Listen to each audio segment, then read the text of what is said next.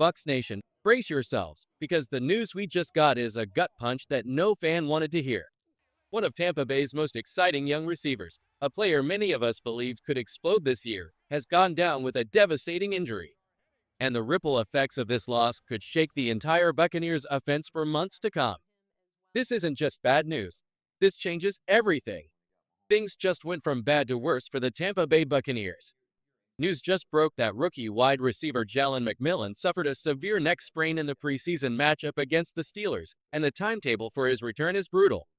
What originally looked like a minor setback has now turned into something that could keep him sidelined well beyond the Bucs' Week 9 bye. At first, there was hope.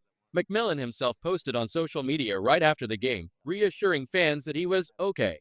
The team seemed calm, reporters said the vibes around the situation were positive, and many of us believed he had dodged a bullet. But now, reality has hit. This wasn't just a stinger. This wasn't something he could walk off. Doctors have confirmed it's a serious injury that takes months to heal. For McMillan, this is heartbreaking.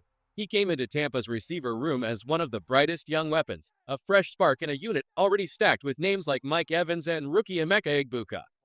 With Chris Godwin still recovering from his ankle injury, McMillan's role was growing, and his chemistry with Baker Mayfield was starting to show.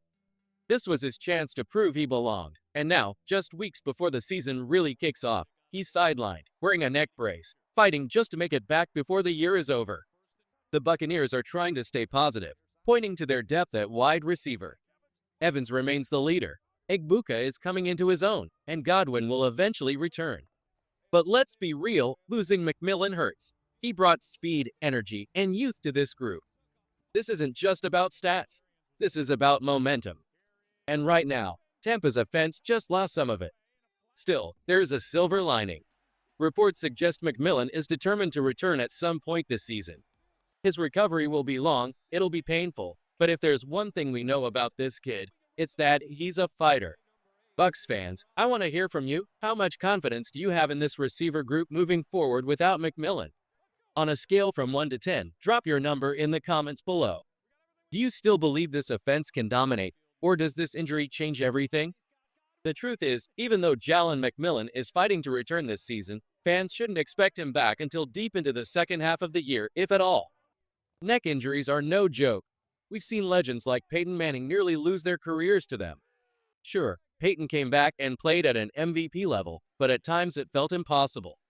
And for McMillan, it's not just about football. It's about his long-term health and his life beyond the game. That has to come first.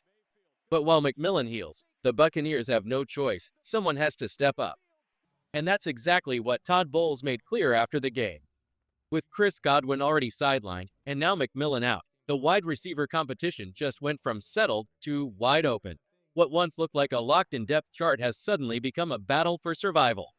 Here's the situation. Mike Evans and rookie Egbuka are now the clear top two options, carrying the load until Godwin eventually returns. But after them, it's chaos and opportunity. Veterans like Sterling Shepard are pushing for a spot. Young guys like Tez Johnson are hungry, making plays on special teams and fighting for every snap. Trey Palmer suddenly has a much bigger chance to carve out a role. And then there's Ryan Miller, a camp standout who's forced his way into the conversation. Every single one of these receivers knows what's at stake. For the first 4 weeks, maybe longer, Tampa's passing game depends on them. And if they can't produce, Baker Mayfield's job gets a whole lot harder.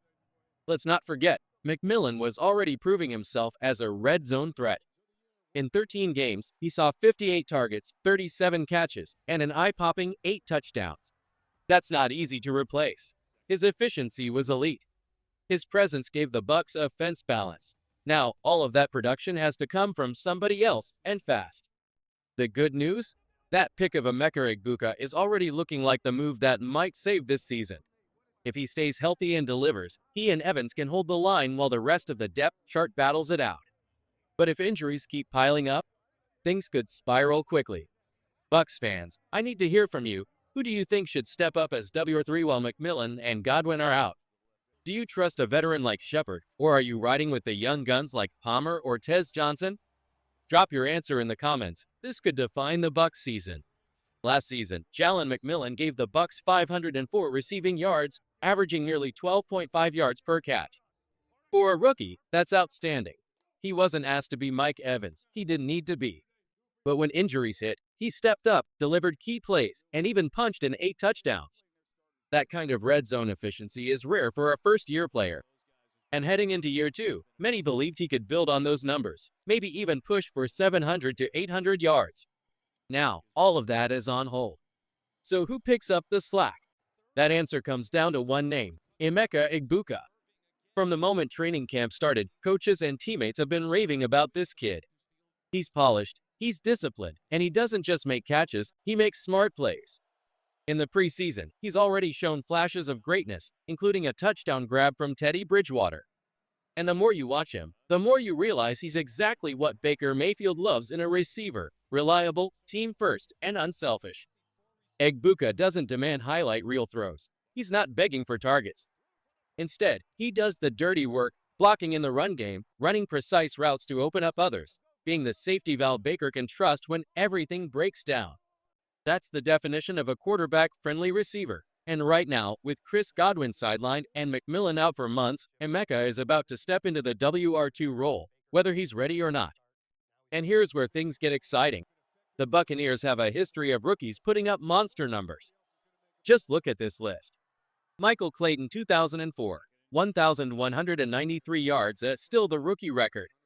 Mike Evans 2014, 1,051 yards, a legendary start to a legendary career. Mike Williams 2010, 964 yards. Lawrence Dossie 1991, 818 yards. Horace Copeland 1993, 633 yards. Only 2 rookies in franchise history have ever cracked 1,000 yards. Could Egbuka be the third? He has the talent. He has the opportunity. And now, with McMillan sidelined, the Bucs need him more than ever. As for Mike Evans, yes, he's entering year 12, and yes, some doubters are waiting for Father Time to finally win. But let's be real. Mike hasn't shown one single sign of slowing down. Until he proves otherwise, he's still the heartbeat of this receiver room, the guy defenses fear most. That won't change. The real question is whether Emeka Egbuka can rise fast enough to give Tampa Bay the 1-2 punch it desperately needs. If he can, this offense can still shine. If he can't, things could get ugly quick. Bucs fans, let's settle this. Do you believe Emeka Egbuka can have one of the best rookie seasons in Buccaneers history? Can he join Mike Evans and Michael Clayton in the 1,000-yard club? Drop your prediction in the comments. Give me your exact number of yards and touchdowns you think he'll finish with. Here's the reality. Stepping into the WR2 role isn't going to be a walk in the park for Emeka Egbuka. Last year, defenses barely knew his name. Now, he's on every scouting report. He's going to face tougher matchups, cornerback twos, sometimes even the opposing team's #1 guy if they want to test him early. And trust me, defensive coordinators are already cooking up ways to slow him down. That's the price of being good in the NFL. Once you shine, teams circle your number and scheme against you. But here's why I'm not worried. The Bucs coaching staff, led by offensive coordinator Josh Gattis, knows how to get playmakers open. They'll move Emeka around, scheme him into space, and make sure he keeps getting touches. It won't be easy, but Egbuka has the skill set to rise above it: precise routes, strong hands, and the kind of football IQ you don't usually see in a rookie. This is the proving ground. If he can handle this pressure, he's not just WR2, he's a future star. And while Emeka fights on the field, let's not forget about Jalen McMillan.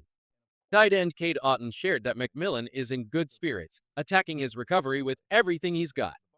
That's huge, because when you suffer a neck injury, it's not just about the body, it's about the mind. And McMillan's positive outlook shows exactly why this locker room loves him. This kid has already shown flashes of greatness. Think back to last season, that clutch 4th down grab against the Saints, and the go-ahead touchdown in the corner of the end zone. Those weren't just routine plays, they were season-changing moments. McMillan may be sidelined, but he's still a part of this team's heartbeat. Mike Evans and Chris Godwin have mentored him like brothers, teaching him how to be a selfless, quarterback-friendly receiver that Baker Mayfield can always rely on. That culture doesn't disappear just because he's injured. Now the question is, who else steps up alongside Egbuka and Evans? Sterling Shepard looks sharper, catching everything thrown his way in preseason. Tez Johnson is hungry for his chance, bringing speed and energy. Brian Miller has been a training camp standout, forcing the coaches to give him a longer look. Each of these names could become a difference maker in the opening stretch of the season. The good news? This locker room is rallying around McMillan.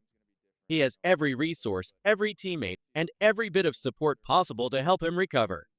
But while he heals, someone has to take his place. So let me throw it to you, Bucs fans, outside of Egbuka, who do you believe is going to step up and make a real impact? Do you trust the veteran shepherd, or are you betting on a young gun like Tez Johnson or Ryan Miller? Drop your pick in the comments. This could be the breakout story of the season. Here's the big question, Bucs fans. Who's going to be that surprise wide receiver that nobody sees coming? Every season, there's always that one guy who steps up, shocks the league, and turns into a key weapon. Could it be Ryan Miller, who's been grinding in camp and showing flashes? Or maybe Tez Johnson, who's been turning heads with his speed and energy, but hasn't had the chance to really showcase it in preseason? That third preseason game against the Buffalo Bills could be his breakout moment, the game that tells us if he's ready to shine under the lights. And then there's Sterling Shepard. The veteran has been steady, catching everything in camp, looking more reliable than he has in past years. If he keeps that up, he could be Baker Mayfield's go-to guy when the coverage rolls heavy toward Evans and Egbuka. But here's the other side of this story. How long until Jalen McMillan returns? The early reports suggest week 10 after the bye, but neck injuries are tricky. Do the Bucs rush him back, or do they let him heal fully and lean on the depth chart until he's truly ready? This is where the strength of our roster matters most. Other guys need to hold down the fort while McMillan recovers. The good news? Our roster isn't just built on receivers. Rachaad White is back from that groin injury, keeping the run game alive and dangerous. But we also need the big man up front, Tristan Wirfs, to return as soon as possible. Without him, this offensive line isn't the same. And with the brutal schedule the Bucs face in the opening weeks, every injury matters. There are no easy games coming. Every single snap will be a battle. That's the harsh reality of the NFL. When injuries pile up, it's not just about talent, it's about survival. But make no mistake, this team has the grit, the fight, and the culture to overcome it. And as for McMillan, the most important thing is his health. He's young, tough, and determined. Head coach Todd Bowles already confirmed that the injury isn't career-threatening, which is a huge relief. Now, it's about patience. Let the kid heal. Let him come back strong. And until then, it's on the rest of the wide receiver room to step up and prove they belong on this stage. Now it's your turn. Bucs Nation, who do you think will step up as the third wide receiver while McMillan heals? Do you believe in the veteran shepherd, or is this the moment for Ryan Miller or Tez Johnson to shock the league? And when do you think McMillan makes his return, week 10 or later? Drop your thoughts in the comments. The debate starts now.